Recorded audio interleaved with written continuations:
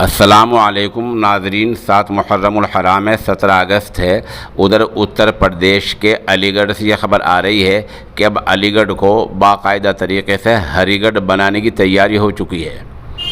इस बारे में जो इब्तिदाई मरहला है उसको पूरा कर लिया गया है। इत्तला में बताया गया है कि हाल ही में जो ज़िला पंचायत बोर्ड बना है, ज़िला पंचायत तश्कील दी गई है, तो अलीगढ़ की ज़िला पंचायत की मीटिंग में वहाँ के 2 मेंबरों ने ये तजवीज़ पेश कर दी है कि अलीगढ़ का नाम हरीगढ़ कर दिया जाए। ज़ाहिर सी बात है, अब सिर्फ थोड़ा काम बाकी रह गया है कि इत्तिफाक राय से या कसरत राय से इसका नाम बदल दिया जाएगा। वहाँ से प्रस्ताव आगे भेजा जाएगा, सरकार उसको पास कर देगी।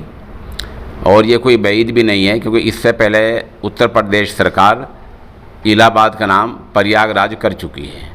तो बहरहाल ये कुल मिलाकर ये बात सामने आ रही है कि अब अलीगढ़ का नाम हरीगढ़ रखने की, अलीगढ़ को हरीगढ़ बनाने की तैयारी हो चुकी है और इस काम को शुरू कर दिया गया है।